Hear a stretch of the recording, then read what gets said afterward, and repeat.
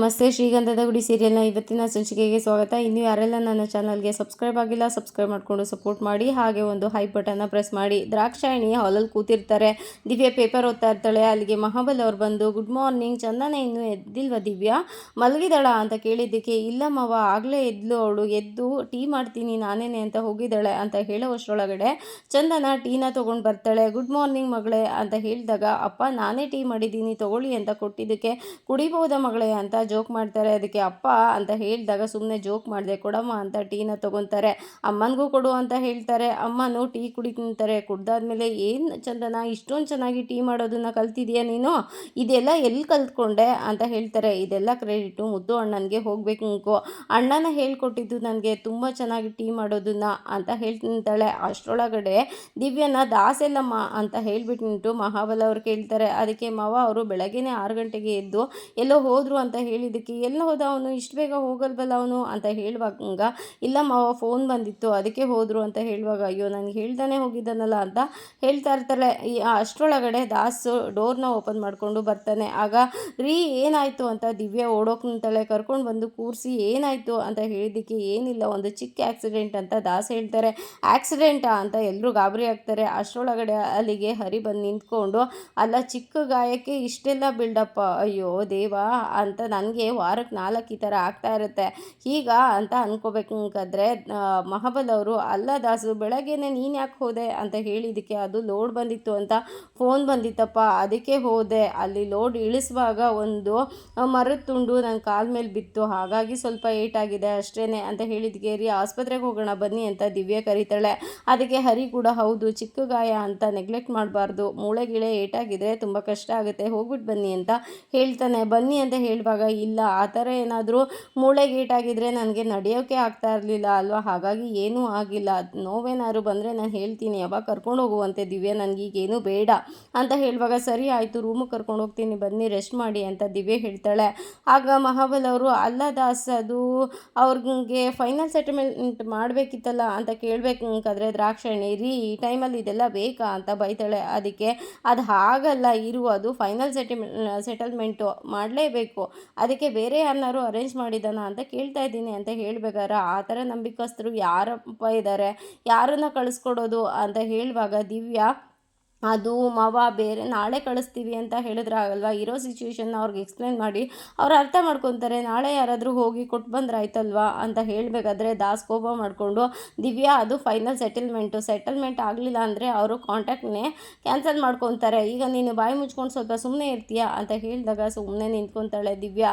ಇವಾಗ ಏನು ಮಾಡೋದು, ನಂಬಿಕಸ್ಥರು ಅಂದರೆ ಯಾರನ್ನು ಕಳಿಸೋದು, ಹೋಗಲಿ ಬಿಡಿ ನಾನೇ ಹೋಗ್ಬಿಟ್ಟು ಬರ್ತೀನಿ ಅಂತ ಮಹಾಬಲ್ ಅವರು ಹೇಳ್ತಾರೆ. ಅದಕ್ಕೆ, ರೀ ಡಾಕ್ಟ್ರ್ ಹೇಳಿಲ್ವಾ ನಿಮಗೆ ಜಾಸ್ತಿ ಜರ್ನಿ ಮಾಡಬಾರ್ದು ಅಂತ ಅಂತ ಹೇಳಿದ್ಗೆ ಮತ್ತೇನು ಮಾಡೋದು ಅನ್ನುವಾಗ, ದಾಸು ನಾನೇ ಹೋಗ್ತೀನಿ ಅಂತ ಹೇಳಿದ್ದಕ್ಕೆ, ನೋಡು ದಾಸು ನಿನಗೆ ನಿಂತ್ಕೊಳ್ಳೋಕೆ ಆಗ್ತಾ ಇಲ್ಲ, ಇನ್ನು ಅಲ್ಲಿವರೆಗೆ 150 ಕಿಲೋಮೀಟ್ರ್ ನೀನು ಗಾಡಿನ ಓಡ್ಸೋಕ್ಕಾಗುತ್ತಾ, ನೀನು ಸುಮ್ಮನೆ ಇರು ಅಂತ ಹೇಳುವಾಗ, ಮತ್ತು ಯಾರನ್ನ ಕಳಿಸೋದು ಅಂತ ಯೋಚನೆ ಮಾಡಿದ್ದಕ್ಕೆ ಹರಿ ನೆನಪಾಗಿ ದಾಸ್ಗೆ, ಅದು ನಂಬಿಕಸ್ಥರು ಅಂದರೆ ಹರಿಯವರಿದ್ದಾರಲ್ಲ, ಹೇಗಿದ್ರು ಅವ್ರನ್ನ ಮಳಿ ಅಂದರು ನಮ್ಮ ಮನೆಯವರಿದ್ದ ಹಾಗೆ ಅಲ್ವಾ, ಅಂದಮೇಲೆ ಅವ್ರನ್ನೇ ಕಳಿಸ್ಬೋದಲ್ವಾ ಅಂತ ಹೇಳಿದ್ದಕ್ಕೆ ಮಹಾಬಲ್ ಅವರು, ಹೌದಲ್ವಾ ಹರಿಯವರೇ ಇದ್ದಾರಲ್ಲ, ಅಳಿಯಂದ್ರನ್ನೇ ಕಳಿಸೋಣವಾ ಅಂತ ಹೇಳಿ, ಏನು ಅಳಿಯಂದ್ರೆ ಹೋಗ್ಬಿಟ್ಟು ಬರ್ತೀರಾ ಅಂತ ಹೇಳ್ತಾ ಇರ್ತಾರೆ.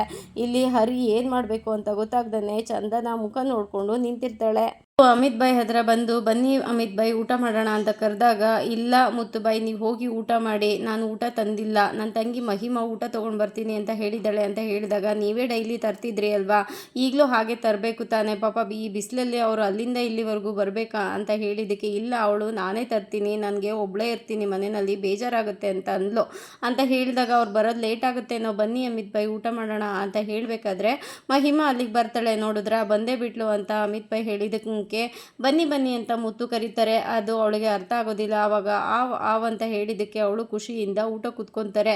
ಇಲ್ಲಿ ಹರಿ ಏನು ಮಾಡೋದು ಅಂತ ಯೋಚನೆ ಮಾಡ್ತಾ ಇರ್ತಾನೆ. ಅಷ್ಟರಲ್ಲಿ ಮಹಾಬಲ್ ಅವರು ಸಂತೋಷ ಮಾಡ್ತಾ ಇದ್ದೀರಾ ಅಳಿ ಅಂದರೆ ಪ್ಲೀಸ್ ದಯವಿಟ್ಟು ಒಪ್ಕೊಳ್ಳಿ. ಯಾಕೆಂದರೆ ನಂಬಿಕಸ್ಥರು ಅಂತ ಬೇರೆ ಯಾರೂ ಇಲ್ಲ. ನನಗೂ ಹೋಗೋಕ್ಕಾಗಲ್ಲ, ದಾಸ್ಗೂ ಹೋಗೋಕ್ಕಾಗಲ್ಲ, ಬೇರೆ ಯಾರನ್ನು ಕಳ್ಸೋಕ್ಕಾಗಲ್ಲ. ಪ್ಲೀಸ್ ಒಪ್ಕೊಳ್ಳಿ ಅಂತ ಹೇಳುವಾಗ ದಾಸ್ ಕೂಡ ಹೌದು ಹರಿಯವರೇ ಪ್ಲೀಸ್ ಒಪ್ಕೊಳ್ಳಿ ದಯವಿಟ್ಟು, ನಾನು ಈ ಪರಿಸ್ಥಿತಿನಲ್ಲಿ ಹೋಗೋಕ್ಕಾಗಲ್ಲ ಅಂತ ಅವರು ಕೈ ಮುಗಿದು ಬೇಡ್ಕೊತಾರೆ. ಆಗ ದ್ರಾಕ್ಷಾಯಣಿ ಒಪ್ಕೊಳ್ಳಿ ಅಳಿ ಅಂದರೆ ಅವ್ರು ಅಷ್ಟೊಂದು ಹೇಳ್ತಾ ಇದ್ದಾರೆ ಅಲ್ವಾ ಅಂತ ಹೇಳಿದಾಗ ಚಂದನ ಹೌದು ಹರಿ ಒಪ್ಕೊಳ್ಳಿ, ಅವರು ಇಷ್ಟೊಂದೆಲ್ಲ ಯಾರ ಹತ್ರನೂ ರಿಕ್ವೆಸ್ಟ್ ಮಾಡ್ಕೊಂಡಿದ್ದೇ ಇಲ್ಲ, ದಯವಿಟ್ಟು ಒಪ್ಕೊಳ್ಳಿ, ಬೇರೆ ಯಾರೂ ಇಲ್ಲ ನಂಬಿಕಸ್ತರು ಅಂತ ಹೇಳಿದಾಗ ಸರಿ ಅಂತ ಹರಿ ಹೇಳ್ತಾನೆ. ಆಗ ಮಹಾಬಲ್ ಅವರು ಒಳಗಡೆ ಹೋಗಿ ಕ್ಯಾಶು ಮತ್ತು ಗೋಲ್ಡನ್ನ ತಂದಿಡ್ತಾರೆ. ಅದನ್ನು ನೋಡಿ ಚಂದನ ಏನಪ್ಪ ಇದು ಇಷ್ಟೊಂದು ಕ್ಯಾಶು ಗೋಲ್ಡ್ ಎಲ್ಲ ಇಡ್ತಾ ಇದ್ದೀರಾ ಅಂತ ಹೇಳಿದ್ದಕ್ಕೆ ಹೌದಮ್ಮ ಇದೆಲ್ಲ ಬಿಸ್ನೆಸ್ಸಿಂದ ಬಂದಿದ್ದು, ಅವ್ರಿಗೆ ತಲುಪಿಸ್ಬೇಕು, ಇವತ್ತು ಎಷ್ಟೊತ್ತಾದ್ರೂ ಅವ್ರಿಗೆ ಅದನ್ನು ಕೊಡಲೇಬೇಕು ಅಂತ ಹೇಳಿಬಿಟ್ಟು ಅದನ್ನೆಲ್ಲ ಬ್ಯಾಗಿಗೆ ತುಂಬ್ತಾರೆ. ದಯವಿಟ್ಟು ಬೇಜಾರು ಮಾಡ್ಕೋಬೇಡಿ ಅಳಿ ಅಂದರೆ ಕೆಲಸ ಹೇಳ್ತಾ ಇದ್ದೀವಿ ಅಂತ,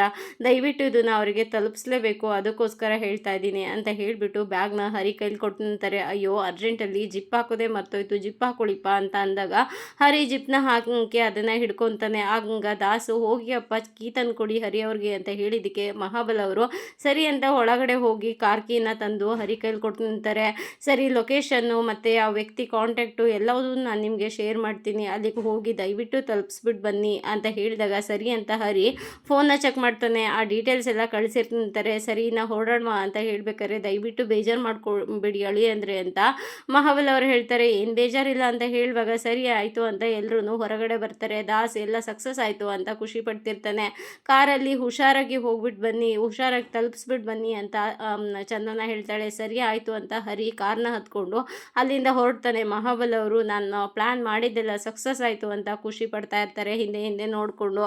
ಅಮಿತ್ ಬಾಯ್ ಮತ್ತು ಮಹಿಮಾ ಎಲ್ಲರೂ ಊಟ ಕೂತ್ಕೊಂಡಿರ್ತಾರೆ. ಮಹಿಮಾ ಊಟ ಹಾಕಿ ಲೇವಂಗಿ ಅಂತ ಹೇಳ್ತಾಳೆ. ಅದಕ್ಕೆ ಅಯ್ಯಯ್ಯೋ ನನಗೆ ಅದೆಲ್ಲ ಅಭ್ಯಾಸ ಇಲ್ಲ ಅಂತ ಮುದ್ದು ಹೇಳ್ತಾರೆ. ಅದಕ್ಕೆ ಅಮಿತ್ ಬಾಯ್ ಅಯ್ಯೋ ಲೇವಂಗಿ ಅಂತ ಅಂದರೆ ತಗೊಳ್ಳಿ ಊಟ ಮಾಡಿ ಅಂತ ಅಂತ ಹೇಳ್ತಿರ್ತಾರೆ. ಇಷ್ಟೊಂದೆಲ್ಲ ಐಟಮ್ಸ್ ಇದ್ದಂಗಿದೆ ಅಂತ ಮುದ್ದು ಕೇಳಿದ್ದಕ್ಕೆ ಹೌದು ನಂಗೆ ಅನ್ನ ಸಾಂಬಾರು ಸಾಕು ಅಂತ ಅಂದರೆ ಇವಳು ಕೇಳೋದೇ ಇಲ್ಲ, ಅದು ಇದು ಅಂತ ಎಲ್ಲ ಮಾಡ್ಕೊಂಡು ಬರ್ತಾಳೆ ಅಂತ ಹೇಳಿದಾಗ ಒಳ್ಳೇದು ಒಳ್ಳೇದು ತಂಗಿ ಕೈ ರುಚಿನ ಚೆನ್ನಾಗಿ ತಿನ್ನಿ ಅಂತ ಹೇಳ್ತಿರ್ತಾರೆ. ಅದಾದಮೇಲೆ ಮುದ್ದುಗೆ ಊಟ ಕೊಟ್ಟಿದ್ದಕ್ಕೆ ಅಯ್ಯೋ ಪರವಾಗಿಲ್ಲ ಅಂತ ಹೇಳಿದಾಗ ಇಲ್ಲ ತೊಗೊಂಡು ಬಂದಿದ್ದೀನಿ ನಾನು, ಊಟ ಮಾಡಿ ಅಂತ ಹೇಳ್ತಿರ್ತಾರೆ. ಕೊಡ್ತಿರ್ತಾಳೆ. ಅದಕ್ಕೆ ನೀವು ಊಟ ಮಾಡಿ ಅಂತ ಹೇಳಿದಾಗ ಇಲ್ಲ ನಾನು ಬಾದ್ಮೇ ಕಾವುಂಗಿ ಅಂತ ಹೇಳಿದ್ದಕ್ಕೆ ಹಾಂ ಅಂತ ಮುತ್ತು ಹೇಳಿದ್ದಕ್ಕೆ ಅಂದರೆ ಆಮೇಲೆ ಊಟ ಮಾಡ್ತೀನಿ ಅಂತ ಹೇಳ್ತಿದ್ದಾಳೆ ಅಂತ ಹೇಳಿದಾಗ ಇಲ್ಲ ಇಲ್ಲ ಇಲ್ಲೇ ನಮ್ಮ ಜೊತೆಗೆ ಈಗಲೇ ಊಟ ಮಾಡಿ ಅಂತ ಹೇಳ್ತಾರೆ. ಸರಿ ಇರಿ ನಾನು ತಂದಿದ್ದೀನಿ ನಾನು ಕೊಡ್ತೀನಿ ಅಂತ ಹೇಳಿಬಿಟ್ಟು ಅವ್ರು ತಂದಿದ್ದ ಬಾಕ್ಸನ್ನು ಹಾಕಿ ಮಹಿಮಾ ಕೊಟ್ಟಿರ್ತಾರೆ. ಕೊಟ್ಬಿಟ್ಟು ತಗೊಳ್ಳಿ ಬದನೆಕಾಯಿ ಪಲ್ಯ ಅಂತ ಹೇಳಿದ್ದಕ್ಕೆ ಪಲ್ಲಿ ಅಂತ ಅವಳು ಹೇಳ್ತಾಳೆ. ಅಯ್ಯೋ ಪಲ್ಲಿ ಅಲ್ಲ ಅದು ಅದು ಬ್ರಿಂಜಲ್ ಕಾ ಸಬ್ಜಿ ಅಂತ ಮುತ್ತು ಹೇಳ್ತಾರೆ. ಓ ಅಂತ ಅಂದ್ಬಿಟ್ಟು ತಿಂದು ನೋಡಿದಾಗ ಟೇಸ್ಟ್ ತುಂಬ ಚೆನ್ನಾಗಿರುತ್ತೆ, ಟೇಸ್ಟ್ ಬಹುತ್ ಅಚ್ಚಾ ಹೇ ಅಂತ ಅವಳು ಹೇಳ್ತಾಳೆ. ಅದಾದಮೇಲೆ ಮುತ್ತುನು ಊಟ ಮಾಡಿ ನೋಡಿ ಅಯ್ಯೋ ತುಂಬ ಚೆನ್ನಾಗಿದೆ ರುಚಿಯಾಗಿದೆ ಊಟ ಅಂತ ಅವರೂ ಹೇಳ್ತಾರೆ. ಕೋನ್ ಬನಾಯಂಗಿ ಅಂತ ಕೇಳ್ತಾಳೆ. ಅಂದರೆ ಕೋನ್ ಅಲ್ಲ ಅಂತ ಹೇಳಿದಾಗ ಯಾರು ಅಡುಗೆ ಮಾಡಿದ್ದು ಅಂತ ಕೇಳ್ತಿದ್ದಾಳೆ ಅಂತ ಅಮಿತ್ ಭಾಯ್ ಹೇಳ್ತಾರೆ. ಅದಕ್ಕೆ ನಾನೇ ಮೇರಾ ಹೌಸ್ ಮೇ ನಾನೇ ಕುಕ್ಕಿಂಗು ಅಂತ ಹೇಳ್ತಾರೆ. ಆಗ ಮಹಿಮಗೆ ಅರ್ಥ ಆಗುತ್ತೆ. ಓಕೆ ಆಯಿತು ಅಂತ ಹೇಳಿದಾಗ ಅನ್ನ ಪಲ್ಯ ಸಾರು ಎಲ್ಲ ಚೆನ್ನಾಗಿದೆ ಅಂತ ಮುತ್ತು ಹೇಳ್ತಿರ್ತಾರೆ. ಅದಕ್ಕೆ ಅಣ್ಣ ಅಂತ ಹೇಳ್ತಾಳೆ ಮಹಿಮಾ. ಅದಕ್ಕೆ ಅಣ್ಣ ಅಲ್ಲ ಅದು ಅನ್ನ ಚಾವಲ್ ಅಂತ ಹೇಳ್ತಿರ್ತಾರೆ. ಇಬ್ಬರು ಕಾನ್ವರ್ಸೇಷನ್ ಹಾಗೆ ಮುಂದುವರಿಯುತ್ತೆ.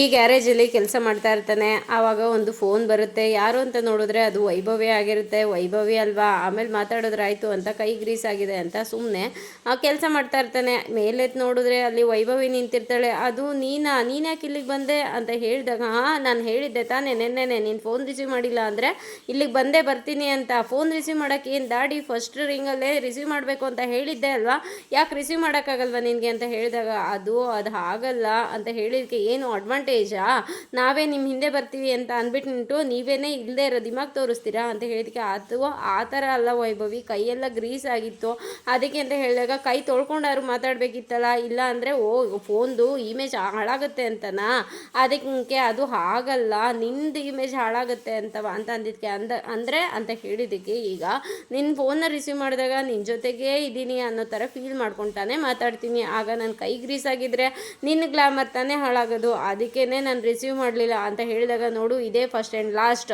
ಇನ್ಯಾವತ್ತೂ ಈ ಥರ ಮಾಡಬಾರ್ದು ಅಂತ ಹೇಳಿದಕ್ಕೆ, ಅಯ್ಯೋ ಖಂಡಿತ ಇಲ್ಲ, ನಿನ್ನ ಫೋನ್ ರಿಂಗ್ ಆಗ್ತಿದ್ದಂಗೆ ಎತ್ಕೊತೀನಿ ಅಂತ ಹೇಳ್ತಾನೆ. ಅದಕ್ಕೆ ಆ ಥರ ಎತ್ತಲಿಲ್ಲ ಅಂದರೆ ಏನು ಮಾಡೋದು ಅಂತ ಹೇಳಿದಾಗ, ಕೈ ಕ್ರೀಸ್ ಆಗಿದೆ ಅಂತ ಅನ್ಕೋ ಅಂತ ಹೇಳಿದ್ದಕ್ಕೆ, ಸರಿ ಸರಿ ಆಯಿತು, ಊಟ ಆಯಿತಾ ಅಂತ ಹೇಳಿದಾಗ, ಇಲ್ಲ ಇವಾಗ ಹೋಗಬೇಕು ಅಂತ ಹೇಳ್ತಾನೆ. ಅದಕ್ಕೆ ಕೆಲಸ ಮುಖ್ಯ, ಆದರೆ ಹೊಟ್ಟೆನೂ ಮುಖ್ಯ, ಹೊಟ್ಟೆ ಸರಿ ಇದ್ದರೆ ತಾನೇ ಕೆಲಸ ಮಾಡೋಕ್ಕಾಗೋದು ಅಂತ ಹೇಳಿದಾಗ, ಇಲ್ಲ ಇವಾಗ ಹೋಗ್ತೀನಿ ಅಂತ ಹೇಳಿದಕ್ಕೆ, ಸರಿ ಪರವಾಗಿಲ್ಲ ನಾನೇ ತಂದಿದ್ದೀನಿ ಬಾ ಅಂತ ಹೇಳಿದಾಗ, ಓ ಹೌದಾ ಥ್ಯಾಂಕ್ ಯು, ನಾನು ಕೈ ತೊಳ್ಕೊ ಬರ್ತೀನಿ ಇರು ಅಂತ ಹೇಳಿದಾಗ, ಅಯ್ಯೋ ಬಾರೋ ಅಂತ ಅಂದ್ಬಿಟ್ಟು ಕೈ ಹಿಡ್ಕೊಂಡು ಎಳ್ಕೊಂಡು ಹೋಗಿ ಕೂರಿಸಿ ತುತ್ತಿನ್ಸೋದಕ್ಕೆ ಶುರು ಮಾಡ್ತಂತೇಳೆ.